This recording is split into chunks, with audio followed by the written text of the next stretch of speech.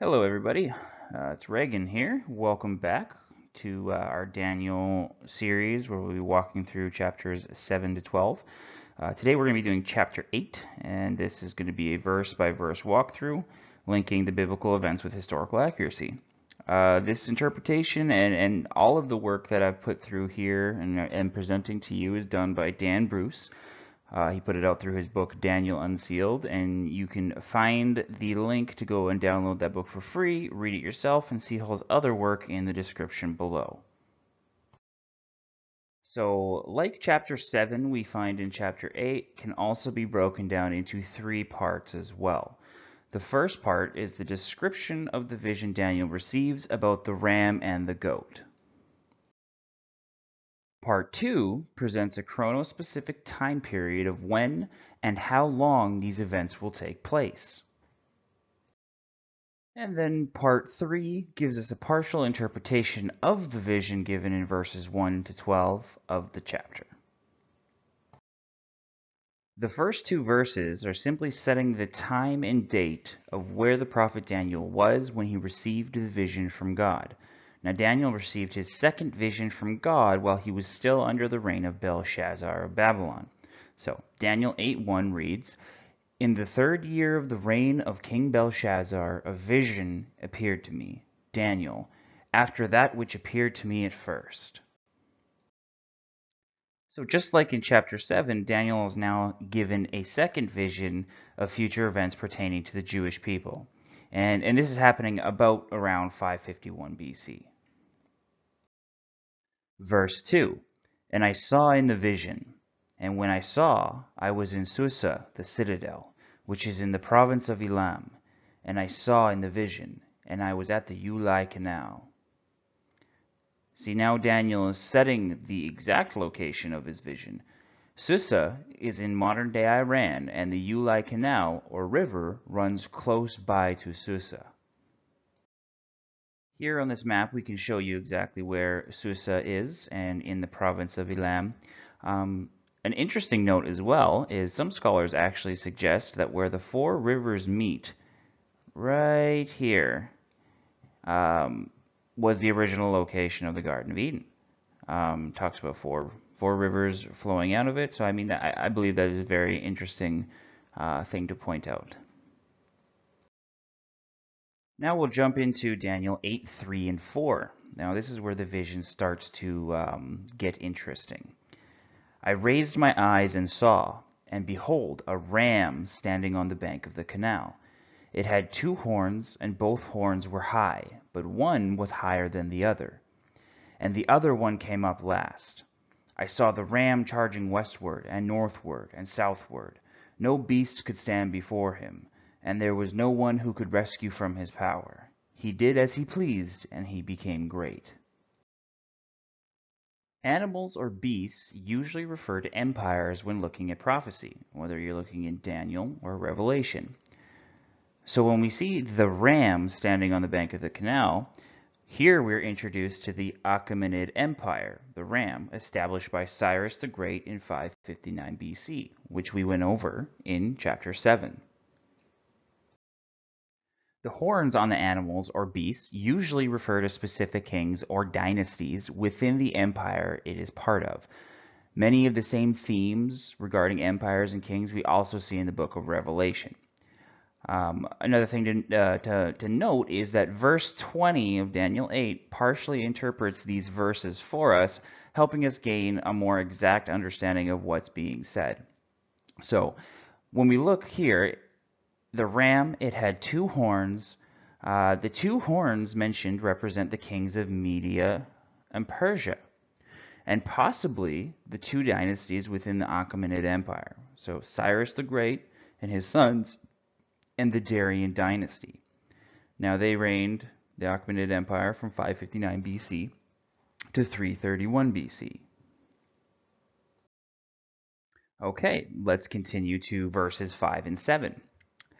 "As I was considering, behold, a male goat came from the west across the face of the whole earth, without touching the ground. And the goat had a conspicuous horn between his eyes. He came at the ram with the 2 horns, which I had seen standing on the banks of the canal, and he ran at him in his powerful wrath. I saw him come close to the ram, and he was enraged against him, and struck the ram and broke his two horns. And the ram had no power to stand before him, but he cast him down to the ground and trampled on him, and there was no one who could rescue the ram from his power. So just as before, we are presented with an animal or beast representing an empire on earth. The male goat, which has appeared, represents the Greek Empire. His horn, like the horns on the ram, represent a king. That conspicuous horn is Alexander the Great. So when we look at verse 21 as well, it informs us that this king is the king of Greece. And more specifically, he is the first king of Greece, which lends us more information to actually determine that this is Alexander the Great. This map indicates the conquest of Alexander the Great over the known world at the time and the expansion of the Greek Empire. In Scripture it says, the male goat was coming from the west over the surface of the whole earth without touching the ground. Now, if we think of the speed that Alexander the Great would have taken over the known world and created his empire was from 334 BC to 323 BC. And so he took over rapidly fast, almost as if he never touched the ground and was flying over the entire face of the earth. Continuing in 5 and 7, we see, and he, the male goat, ran at him in his powerful wrath. So Alexander the Great clashed with Darius III in 334 BC at the Battle of Granicus. So the ram represents the Achaemenid Empire, and the male represents the Greek Empire with Alexander the Great, and they're clashing, and we can see that in 334 is when Alexander the Great has his first clash with Darius III. And he was enraged against him and struck the ram and broke his two horns. So Darius I initiated the Greco-Persian Wars that started in 499 BC, lasting until 449 BC. The invasion, consisting of two distinct campaigns, was ordered by the Persian king Darius I, primarily in order to punish the city-states of Athens and Eretria. I butchered that, I apologize. And so these conflicts would have stirred up extreme hostilities towards the Persians. So moving on, after he was enraged against him and struck the ram and broke his two horns, and the ram had no power to stand before him, but he cast him down to the ground and trampled on him, and there was no one who could resist the ram from his power. Alexander the Great defeated Darius III another 2 times. So the Battle of Issus in 333 BC and the Battle of Gaugamela in 331 BC. Ultimately, after the third battle, bringing the Achaemenid Empire to a close and bringing in the Greek rule and Greek Empire. These battles we went over in chapter 7, they are of importance, and we're going to go over why later in this chapter. Daniel 8, verse 8. Then the goat became exceedingly great, but when he was strong, the great horn was broken, and instead of it there came up 4 conspicuous horns towards the 4 winds of heaven.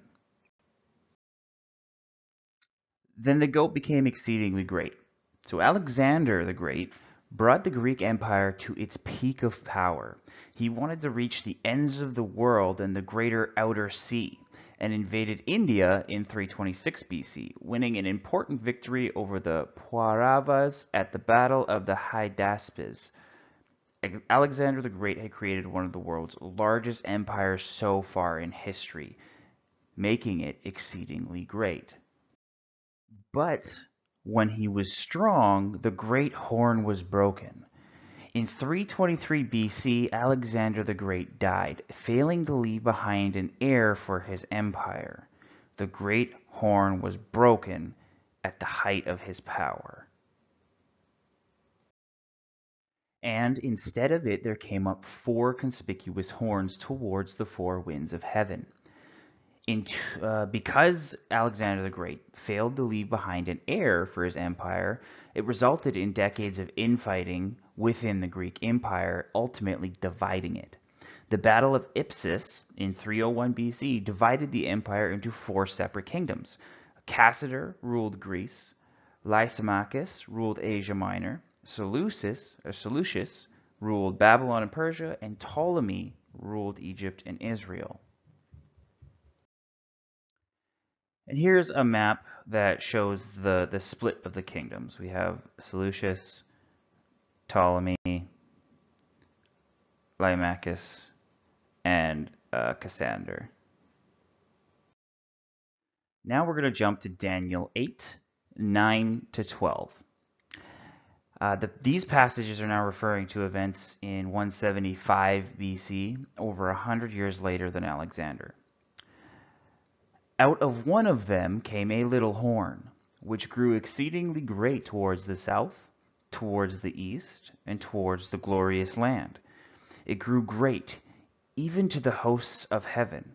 And some of the hosts and some of the stars it threw down to the ground and trampled on them. It became great, even as great as the Prince of Hosts. And the regular burnt offering was taken away from him, and the place of his sanctuary was overthrown. And a host will be given over it together with the regular burnt offering because of transgression, and it will throw truth to the ground, and it will act and prosper. Out of one of them came a little horn, which grew exceedingly great towards the south, towards the east, and towards the glorious land. Antiochus Epiphanes, who we talked about in chapter 7, of the Seleucid Empire, starts expanding his empire in all directions. So the Seleucid Empire was the larger of the 4 empires that broke off from Alexander's unified Greece. It grew great even to the hosts of heaven. And some of the hosts and some of the stars it threw down to the ground and trampled on them.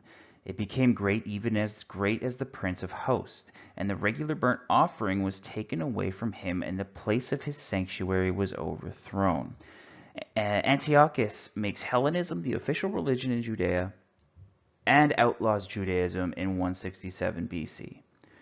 So it threw down to the ground and trampled on everything about Judaism. It took away the regular burnt offering, and he took over the sanctuary. He just overthrew it. These 2 verses are the most important part of the entire book of Daniel if we want to interpret the rest of the visions properly. Understanding these verses reveals the period of time we are currently in. So when we go back to chapter 7, and we were talking about 798 years or Passovers, from Passover to Passover, these verses are where we come to the understanding of measuring the time from Passover to Passover. So Daniel 8, 13 and 14 say, "Then I heard a holy one speaking, and another holy one said to the one who spoke, For how long is the vision concerning the regular burnt offering, the transgression that makes desolate, and the giving over of the sanctuary and host to be trampled underfoot? And he said to me, For 2,300 evenings and mornings, then the sanctuary shall be restored to its rightful state." What we're going to focus on here is for 2,300 evenings and mornings. Most Bible scholars and prophecy experts have varying explanations for what the 2,300 evenings and mornings mean, usually attributing it to 2,300 days or 1,150 days of persecution which the Jewish people faced. However, none of these interpretations were able to fit a timeline of historical events. So Dan Bruce puts forward this explanation. And so first we need to understand what evenings and mornings is referring to. If we look at Exodus 12, 6 to 10, we see that the Passover is observed from evening until morning. So Exodus 12, 6-10 says, "And you shall keep it until the 14th day of the same month. Then the whole assembly of the congregation of Israel is to kill it at twilight. Moreover, they shall take some of the blood and put it on the two doorposts and on the lintel of the houses in which they eat it. And they shall eat the flesh that same night, roasted with fire, and they shall eat it with unleavened bread and bitter herbs. Do not eat any of it raw or boiled at all with water, but rather roasted with fire, both its head and its legs along with its entrails. And you shall not leave any of it over until morning. But whatever is left of it until morning, you shall burn with fire." So here we see them. They start with at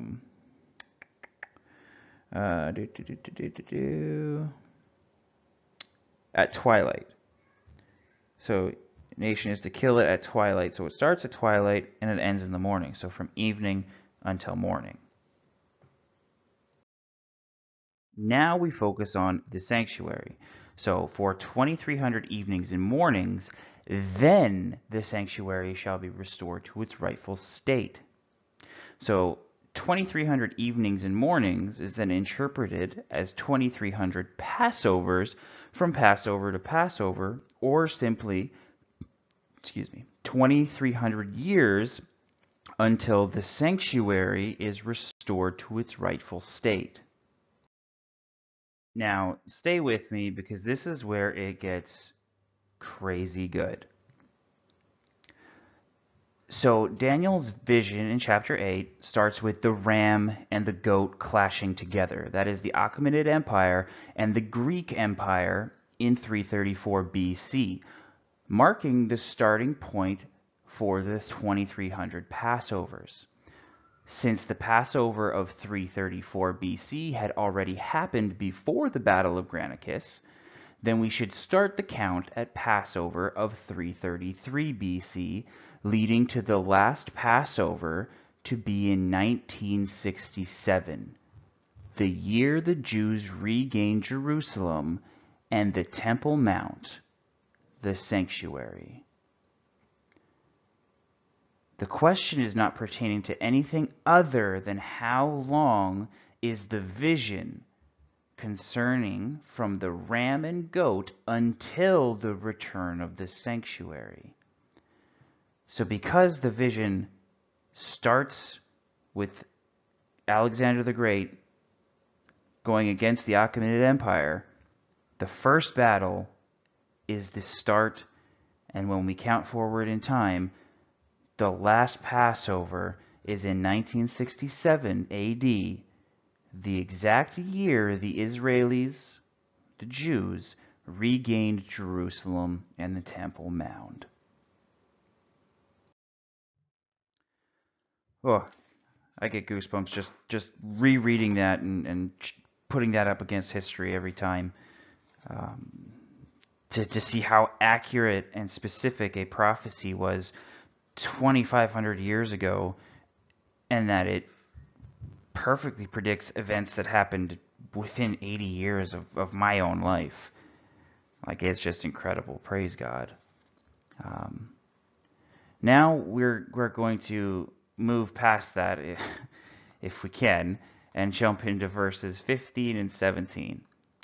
Here Gabriel then begins to explain to Daniel his vision in more detail than Daniel had previously perceived. When I, Daniel, had seen the vision, I sought to understand it. And behold, there stood before me one having the appearance of a man. And I heard a man's voice between the banks of the Ulai, and it called, "Gabriel, make this man understand the vision." So he came near where I stood, and when he came, I was frightened and fell on my face.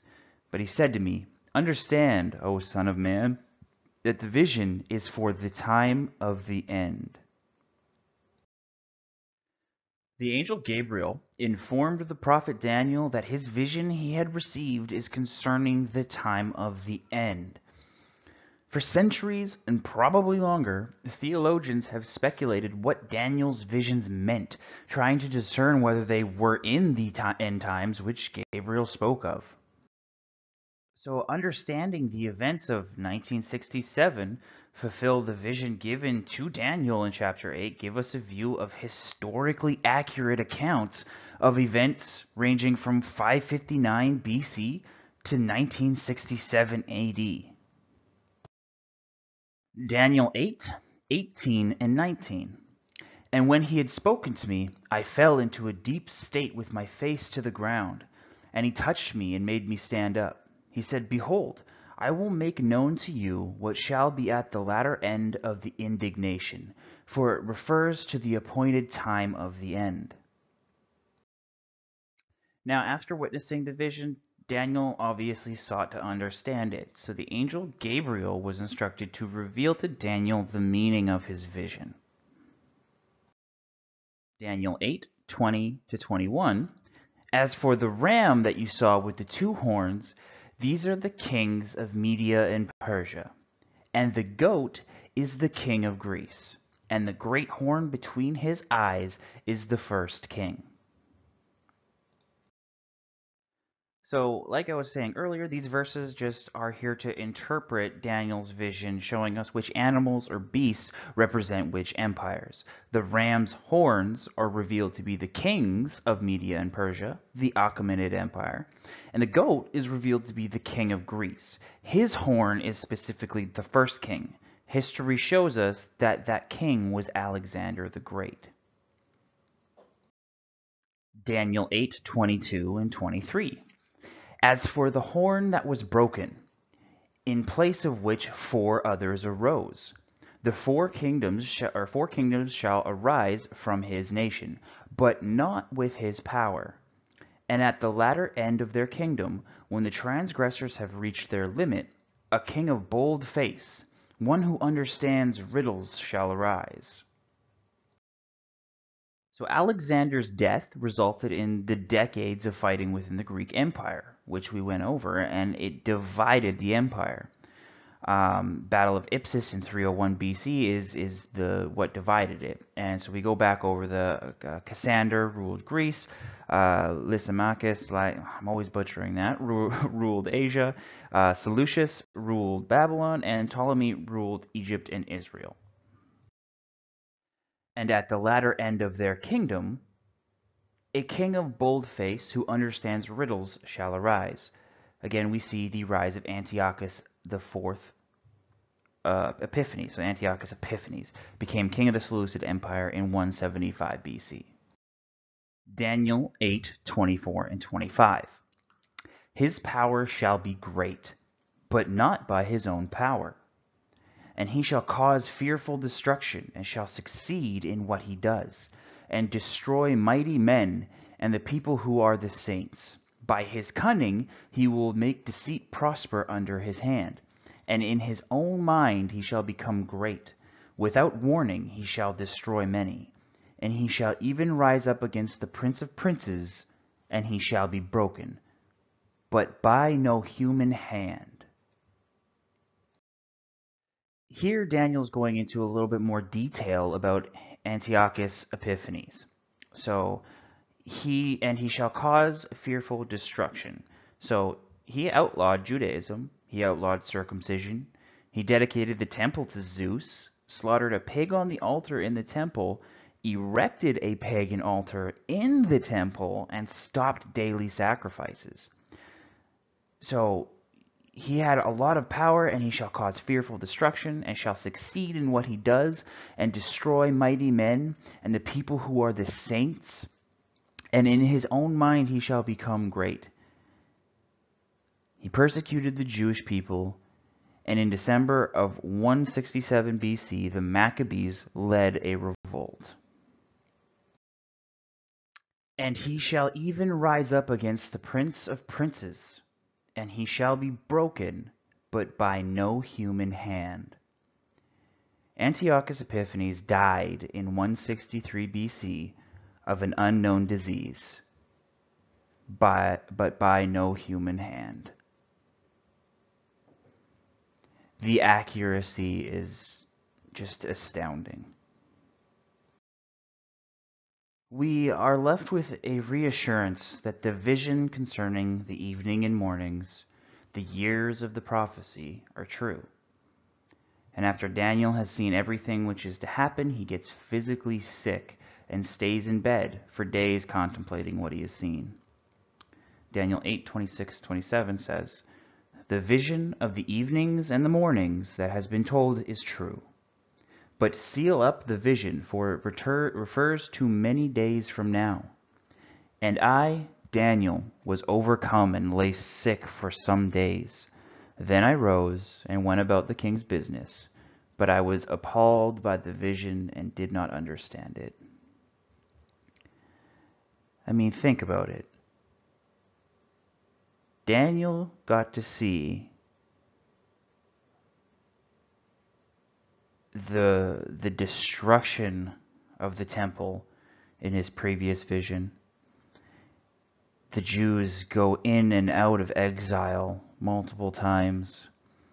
Ultimately, the dispersion of the Jews from the Promised Land, all the way up to 1967, where the Temple Mount to the year was given back to the Jewish people.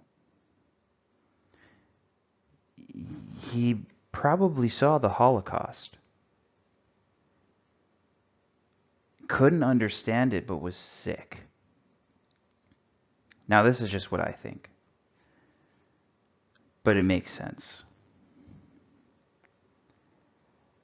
So I thank you for tuning in to another breakdown of the book of Daniel, chapter 8.